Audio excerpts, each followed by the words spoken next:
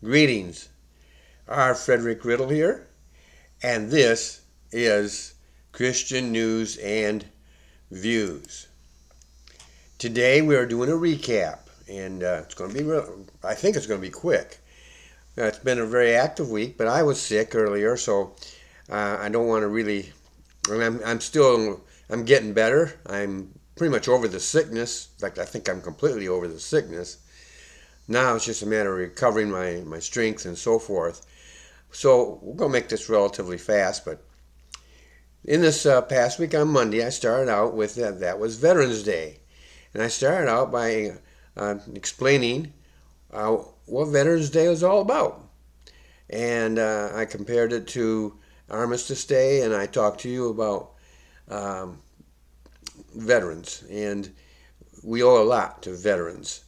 And I think we should never forget that. And I know I'm a veteran, but I'm not speaking it for my own selfish reasons, but because I honestly believe that veterans um, are a valued asset of this country. On Tuesday, episode 12, I spoke about Bitcoin and Wall Street, and I spent a bit of time explaining where I came from, because my understanding of the Wall Street and Bitcoin and all those things stems from those early years when I was invested in Wall Street. Small potatoes, or as I put it, small peanuts. Um, but the same thing is, I studied it, I worked it, and I used that to finance a ministry that I had. I've got that same ministry now, just slightly different name, but then it was financed by Wall Street. Now it's financed by my company. And so I shared my personal testimony with you. I pointed out that every Bitcoin transaction that's ever been made exists on a public ledger, accessible to everyone, making transactions hard to reverse and difficult to fake. Now that's a strength, actually. And that's by design. Core to their decentralized nature, Bitcoins aren't backed by the government or any issuing institution. And there's nothing to guarantee their value besides the proof baked in the heart of the system. So you have a strength, but you also have a weakness. There's no guarantees. And so I explained, if you're not taking time and effort to investigate your investments before you make them, and then you make them and they fail, what you've done is you've gambled. You need to be involved in it. You need to take the time, the research, to be involved in it.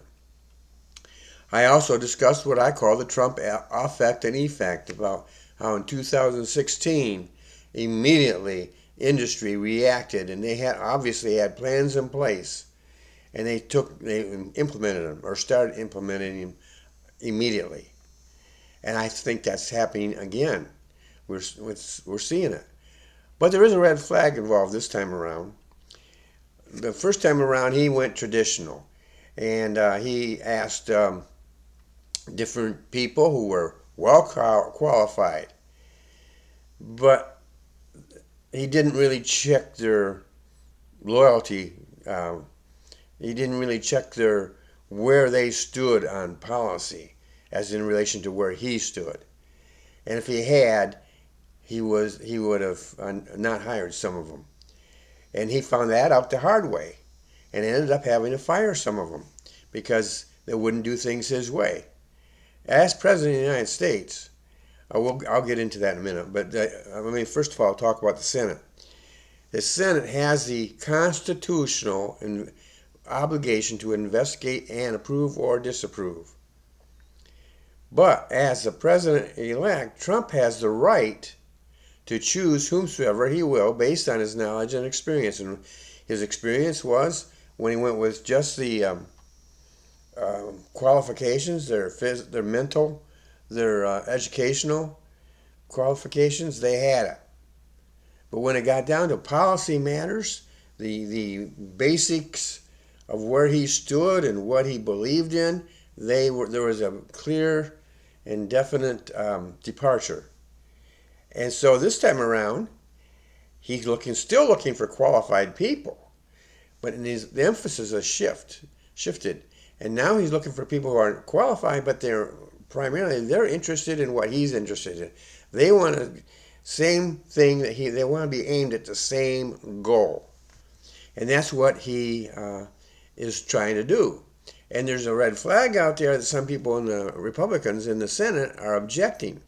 The problem with that is, traditionally, the Senate has always given the president-elect whatever he wanted as far as the people.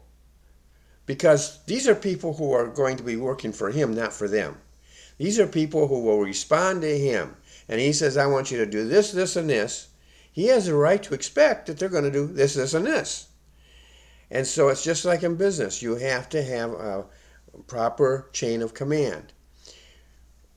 And now the Congress is wanting people who are going to do it their way. No. They have their checks and balances that they can go in and if things don't go right, or if they think things are not quite the way they should be, they have the right, the power to investigate. That's after these people have already been selected. I think they're treading on some dangerous ground if they refuse him the men and women that he thinks he needs. That's his choice. That's my opinion. On Wednesday, I dealt with the government again, this time both local and national, and I'm not going to go into a lot of details on it. But here, Trump began making his selections. And my biggest item that day, though, was not on Trump. It was on government, a local government, actually. And that they were showed lack of compassion towards a man. A man was forced to pay fees and taxes and other things that for something he wasn't getting. And they were being absolute. We can't give you any kind of leeway here. Well, like I said then, yeah, they can. They always can. They have that ability. They can get together and say, well, we're going to waive this, or we're going to waive that. They can do things. They have to do it publicly, out in the open, nothing behind the closed doors, but they can find ways if they're willing to. They don't seem to be willing to. And I think compassion needs to be more involved when they're applying laws and regulations, because laws get rigid. People change. People's circumstances change. And so they need to have some compassion. Yesterday, I explored the history of the English Bible. It is a rich history that Christians should check out. It's a history that I love to check out myself, and I would encourage you to do the same thing. Now, I hope that you come and get my views all the time. But in the end, decisions you make will be made on what you believe. So whether you use the King James Bible or not, it's going to be based on decisions you believe. Well, you need to have the facts. There's a lot of so-called facts out there that aren't really facts. But there's also facts out there that are not being treated as facts, but they are. And you need to get on there, and I mentioned Phil Stringer, his books. There's other people out there who have written some fine books. Get out there and find out what it is. As a general rule, I would say, based on my investigations and everything, that if somebody is pro King James Bible and they write a book about it, that gives it a level of competence and a level of accuracy and expertise that the others don't have. And so that's something right off the bat. If you don't agree with that, then you can check the others, but I would make sure you compare what they say with what the people who are pro King James Bible version. There's a lot of people talk about errors in the Bible. Well, in those other versions there are. In the King James you might find a printing error, but not doctrinal errors, not verses that are wrong. And in the newer versions, there's some verses that don't even show up. And so you got to be very, very careful. You can only have one Bible. You can have one.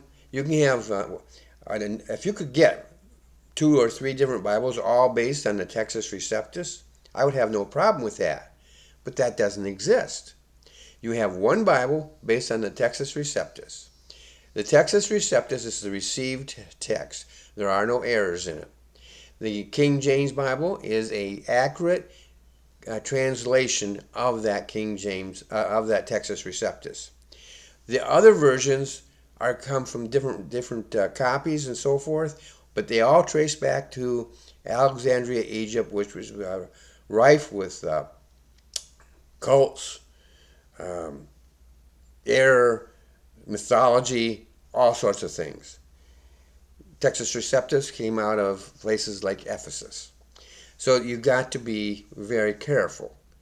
And so apply it. But get in it, study it, learn it. And then that way you'll have a solid background as to why you believe. Because there's going to be some people who are going to tell you, no, that's not true. Well, you need to be able to have an answer. And if you look, take what they say and then look at what the answers are, you're going to be much more confident. So you have a good day, and I'll see you next week in the next episode.